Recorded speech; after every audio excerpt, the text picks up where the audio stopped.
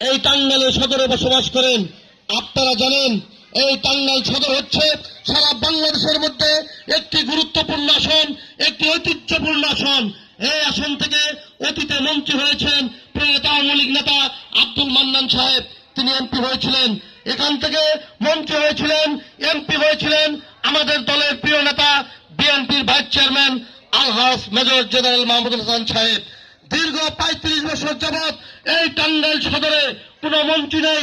টাঙ্গাইল সদর উন্নয়নের থেকে বঞ্চিত হয়েছে। আজকে টাঙ্গাইল সদরে তেমন কোনো কাজ হয়নি দীর্ঘ ৩৫ বছরে।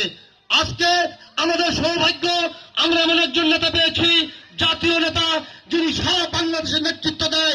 আজকে তিনি টাঙ্গাইল সদর থেকে নির্বাচন করার ইচ্ছা পোষণ করেছে। এটা আমাদের জন্য একটি সৌভাগ্যের ব্যাপার। আর আমরা মনে করি আপনারা যারা এখানে উপস্থিত হয়েছেন তারা যদি সুলতান সালাউদ্দিন টুকু ভাইকে সহযোগিতা করেন, তাকে যদি